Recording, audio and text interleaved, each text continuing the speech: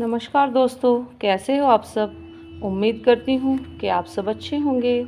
तो आइए अब हम सुनते हैं बैसाख मास में सुने जाने वाला महात्म्य। उससे पहले श्री गणेश जी महाराज की छोटी सी कथा सुनते हैं। एक बुढ़िया माई थी जो एक किसी नगर में रहा करती थी। वह श्री गणेश जी का बहुत अच्छे से पूजा पाठ किया करती थी, परंतु वह इतनी गरीब थी कि उसके पास पत्थर के गणेश जी नहीं थे। वह मिट्टी के गणेश जी बनाती और उनकी पूजा करती। जब वह मिट्टी के गणेश जी बनाती तो वह रोज़ गल जाते। वह रोज़ गणेश जी बनाती, रोज़ गल जाते। तब एक साहूकार का मकान बन रहा था। तब वह बुढ़िया माई साहूकार के घर गई और उनके मिस्त्री से जाकर कहने लगी कि मेरे पत्थर के गणेश जी बना दो। तब वह मिस्त्री बोले कि बुढ़िया माँ, इतने तेरे पत्थर के गणेश जी बनाएंगे, इतने तो हम अपनी दीवार ना बना लेंगे। इतना सुनकर बुढ़िया माई बोली कि गणेश जी महाराज करें तुम्हारी दीवार तिरछी हो जाए। अब बुढ़िया माई तो ये कहकर वहाँ से चली गई, पर बुढ़िया माई के जाते ही मिस्त्री जो भी दीवार बनाएं वो ही तिरछी हो जाए। फिर उसको ढा दें, फिर दीवार बनाएं और फिर तिरछी हो जाए। इस तरह करते करते सुबह से शाम हो गई। शाम को साहूकार आया और अपने मिस्त्रियों से कहने लगा कि तुमने आज कुछ भी कार्य नहीं किया। तब वह मिस्त्री बहुत दुखी हो बताने लगे कि सेठ जी, हमने तो बहुत काम किया, सुबह से ही दीवार बना रहे हैं, वह तिरछी हो जाती है, उसे ढा रहे हैं। तब सेठ जी बोला कि ऐसी क्या बात हो गई जो ऐसा हो रहा है। तब उनमें से एक मिस्त्री बताने लगा कि सेठ जी, एक बुढ़िया आई थी और वो कह रही थी कि मेरे पत्थर के गणेश जी बना दो। हमने मना कर दिया। तब वे कह गई कि भगवान करें तुम्हारी दीवार तिरछी हो जाए। और जब से बुढ़िया माई गई है तब से ही दीवार तिरछी हुए जा रही है। हम बहुत परेशान हो गए हैं। तब साहूकार को समझते देर न लगी कि ये सब गणेश जी भगवान की लीला है। तब साहूकार ने अपने नौकरों को भेजा और बुढ़िया माई को अपने घर बुलाया। तब साहूकार के नौकर बुढ़िया माई को साहूकार के पास लिवा लाए। तब साहूकार हाथ जोड़कर विनम्र भाव से बुढ़िया माई से प्रार्थना करने लगा कि हे माई, मैं तुम्हारे पत्थर के छोड़ो सोने के गणेश जी बनवा कर दूंगा, बस तुम मेरी दीवार सीधी करवा दो। तब बुढ़िया माई बड़ी प्रसन्न हुई और गणेश जी भगवान से हाथ जोड़कर बोली कि हे गणेश जी भगवान, इसकी दीवार सीधी हो जाए। ऐसा कहते ही गणेश जी भगवान की कृपा से साहूकार की दीवार सीधी हो गई। साहूकार ने अपने कहे अनुसार सुंदर से सोने के गणेश जी बनवाकर बुढ़िया माई को दिए।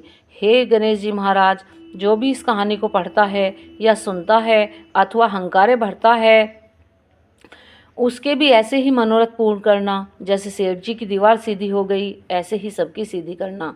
बोलिए श्री गणेश जी महाराज की जय। तो आइए अब हम सुनते हैं बैसाख मास में पढ़ा जाने वाला 13वां अध्याय। ब्रह्मा जी कहने लगे कि हे यम, इसमें क्या आश्चर्य की बात है, क्यों दुखी होते हो। सद्गुणों से ईर्ष्या करना मरणांतक होता है। उसके उच्चारण मात्र से ही परम पद की प्राप्ति होती है। फिर राजा के शासन से विष्णु लोक को क्यों ना जाएं, जिनकी जिह्वा पर हरि ये 2 अक्षर विराजमान होते हैं और जो विष्णु भगवान को प्रणाम करते हैं, स्मरण करते हैं और उनके गुणानुवाद गान करते हैं, उनको अश्वमेघ यज्ञों के समान फल मिलता है। संपूर्ण पाप दूर हो जाते हैं। भगवान प्रसन्न होने से विष्णु लोक प्राप्त कर सायुज्यता प्राप्त करते हैं। यज्ञ करने वाले कुरुक्षेत्र या सरस्वती में स्नान करने वालों को तो फिर से जन्म लेना पड़ता है, परंतु बैसाख मास में जो माधव भगवान के धर्मों का पालन करता है, उन पर विष्णु भगवान अति प्रसन्न होकर सदा उनकी सहायता करते हैं। हे शौर्य, उस राजा का प्रभाव मेरे वश में नहीं है, क्योंकि वासुदेव भगवान के भक्तों को अशुभ कहीं नहीं होता। उनको जन्म मृत्यु जरा व्याधि आदि भय नहीं व्यापते। स्वामी के नियुक्त कार्य करने पर देहधारियों को कुछ अपराध नहीं होता। हे यम, जब तू इस कार्य के करने में असमर्थ है तो तेरा क्या दोष, तू शोक मत कर। ब्रह्मा जी के ऐसे कहने पर यमराज बहुत दुखी हो दीन वाणी से कहने लगे कि हे तात, अब तुम मुझे अपने काम पर जाने की इच्छा नहीं है। इस महावीर्यवान राजा को जब मैं अपने धर्म से चलायमान कर दूंगा, तब कृत्य हो जाऊंगा। हे कृपालु, आप मेरे इस कार्य को सिद्ध करा दीजिए, तब मैं फिर शासन करूँगा। यह बात सुन ब्रह्मा जी यमराज जी से कहने लगे कि इस विष्णु धर्मपरायण राजा का निग्रह तू नहीं कर सकता। फिर ब्रह्मा जी यमराज को साथ ले क्षीर सागर में विष्णु भगवान के पास गए और सांख्य योग द्वारा स्तुति करने लगे।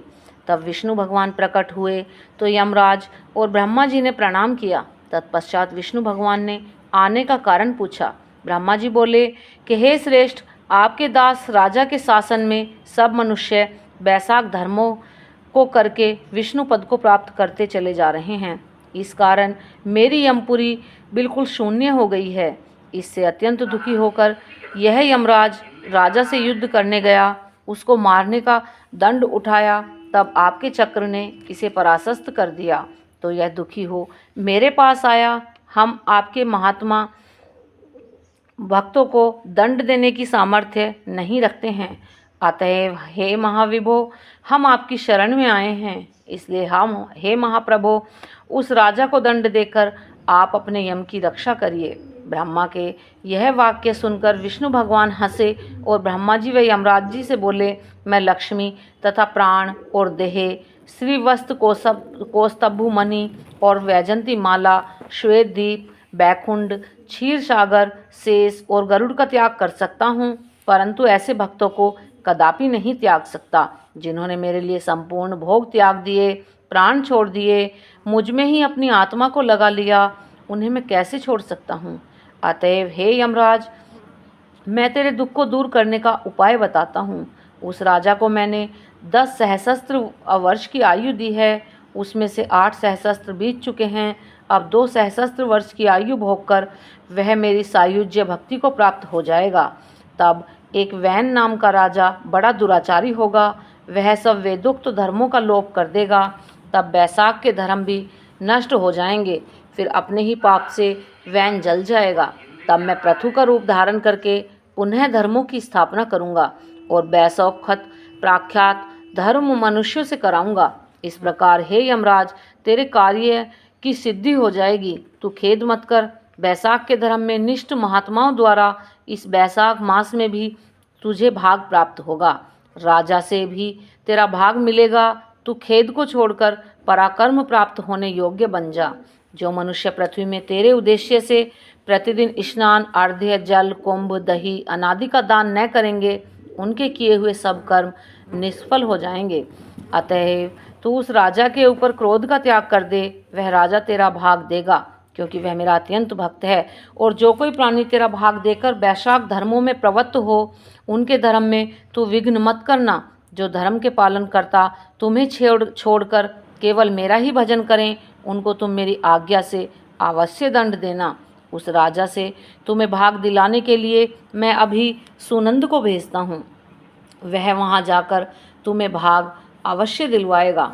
तब भगवान ने यमराज के सामने ही राजा को समझाने के लिए सुनंद को भेज दिया, तो जो राजा को समझाकर पुनः भगवान के पास आ गया। ऐसा यमराज को आश्वासन देकर विष्णु भगवान वहीं अंतर्ध्यान हो गए तथा ब्रह्मा जी भी यमराज जी को समझाकर आज्ञा देकर चले गए।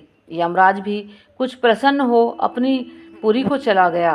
फिर सुनंद की आज्ञा पर राजा ने अपने राज्य में सारी प्रजा को प्रतिदिन यमराज के निमित्त स्नान, अर्घ्यादि करने की तथा वैशाख के धर्मों में यमराज को भाग देने की सूचना करा दी कि अगर जो कोई धर्मराज का भाग नहीं देगा, धर्मराज की कथा नहीं पढ़ेगा, नहीं सुनेगा, उसके वैशाख में दिए कर्मों को यमराज स्वयं ले लेंगे। वैशाख की पूर्णमासी के दिन पहले धर्मराज जी के लिए जल का घड़ा, दही तथा अन्न का दान करना चाहिए। फिर पितृश्वर के निमित्त, गुरु के निमित्त, पीछे जनार्दन मधुसूदन भगवान के निमित्त उनकी प्रतिमा बनवाकर धर्म के चलाने वाले गरीब ब्राह्मण को शीतल जल, दही, अन्न, तांबूल, दक्षिणा और फल कांसे के पात्र में रख अर्पण करने चाहिए। और राजा स्वयं भी ऐसा ही करने लगा। तत्पश्चात राजा अपनी शेष आयु को पूरी कर यथेष्ट भोग, पुत्र पौत्रादि समेत बैकुंठ को चला गया। फिर वैन नाम का एक महानीच राजा हुआ। उसने सब धर्म तथा वैशाख धर्मों को लोप कर दिया, अतः सब प्राणी धर्मों को करना भूल गए। इसी कारण वैशोक्त धर्म बहुत प्रसिद्ध नहीं रहा। विष्णु भगवान के कोई विरले भक्त ही इस धर्म को जानते हैं और करते हैं और मानते हैं। इस प्रकार 13वां अध्याय समाप्त होगा। बोलिए श्री कृष्ण भगवान की जय, विष्णु भगवान की जय। तो आइए अब हम सुनते हैं बैसाख मास में सुनी जाने वाली धर्म राज्य की कहानी।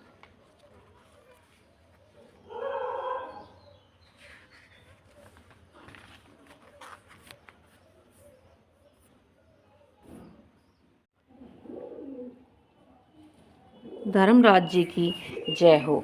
एक बुढ़िया माई थी, वह व्रत नियम बहुत करती थी। एक दिन भगवान के घर से यमदूत उसे लेने आए। बुढ़िया माई यमदूत के साथ आगे चलने के लिए तैयार हो गई। आगे गहरी नदी बह रही थी। बुढ़िया माई डूबने लगी। तब यमराज जी के यमदूतों ने पूछा कि माई गाय दान की हुई है क्या? तब बुढ़िया माई ने अपने मन में गाय माता का ध्यान किया तो गाय माता उपस्थित हो गईं। अब वह बुढ़िया माई गाय की पूंछ पकड़कर नदी पार हो गईं। आगे गईं तो काले कुत्ते खाने के लिए दौड़ने लगे। तब यमदूतों ने पूछा कि कभी कुत्ते को रोटी दी है क्या बुढ़िया माई? तब बुढ़िया माई ने मन में कुत्ते का ध्यान किया तो कुत्ते चले गए। आगे चली तो काले कोए बुढ़िया माई को चोंच मारने लगे। तब यमदूतों ने पूछा कि ब्राह्मण की बेटी को सिर में तेल लगाने के लिए दिया था क्या या नहीं? बुढ़िया माई कहने लगी कि हाँ, याद दिया था, और याद करने लगी। तब कोए चोंच मारना छोड़कर चले गए। आगे बुढ़िया गई तो पैरों में कांटे चुभने लगे। तब यमदूतों ने पूछा कि चप्पल दान की हैं क्या? बुढ़िया माई ने याद किया कि हाँ, चप्पल तो दान दी हैं। तो बुढ़िया माई के पैरों में चप्पल आ गई। आगे चली तो चित्रगुप्त जी ने यमराज जी से कहा, आप किसको ले आए हो? तब यमराज जी ने कहा कि बुढ़िया माई ने दान पुण्य तो बहुत किया है, पर धर्म राज्य का कुछ भी नहीं किया, इसलिए आगे के द्वार बंद हैं। तब बुढ़िया माई बोली कि मुझे 7 दिनों के लिए धरती पर जाने की आज्ञा दे दो।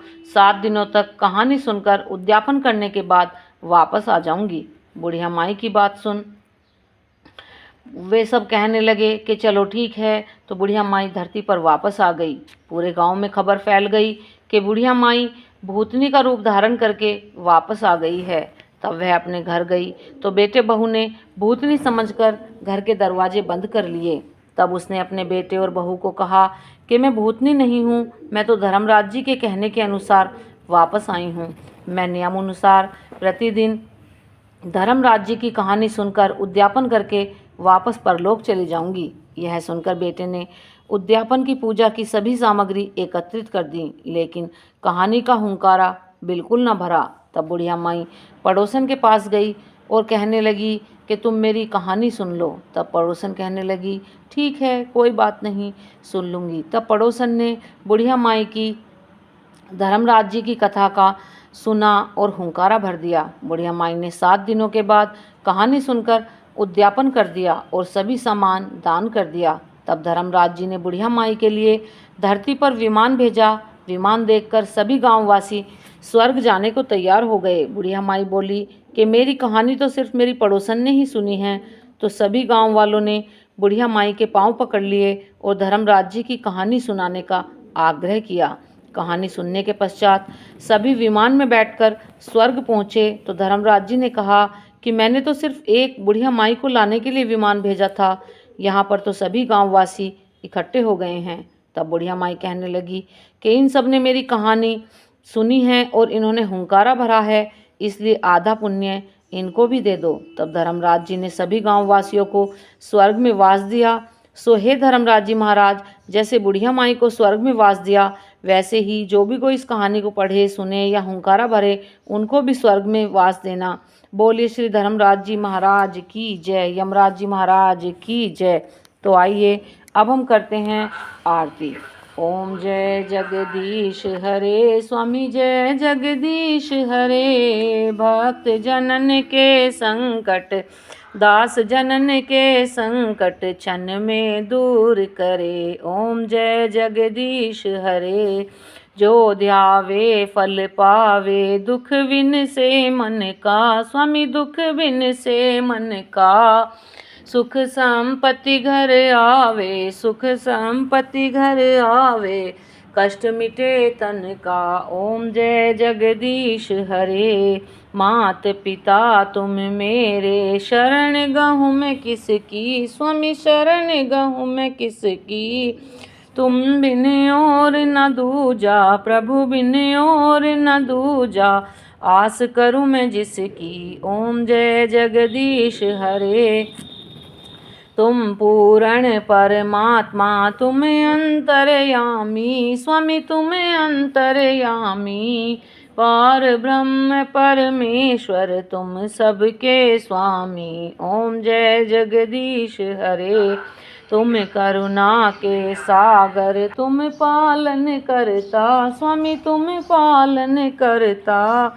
मैं मूरख खल कामी, कृपा करो भरता। ओम जय जगदीश हरे। तुम हो एक अगोचर, सबके प्राणपति। स्वामी सबके प्राणपति। किस विध मिलूं दया में, किस विध मिलूं दया में। तुमको मैं कुमति। ओम जय जगदीश हरे। दीन बंधु दुख हरता तुम ठाकुर मेरे। स्वामी तुम रक्षक मेरे। करुणा हस्त उठाओ, अपने हाथ बढ़ाओ। द्वार पड़ा मैं तेरे। ओम जय जगदीश हरे।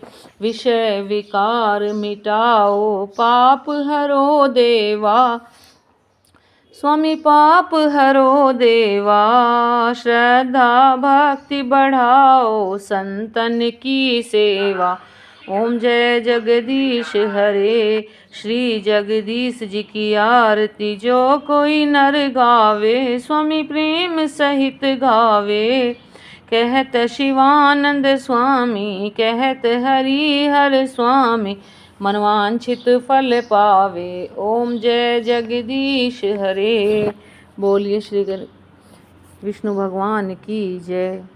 कृष्ण भगवान की जय।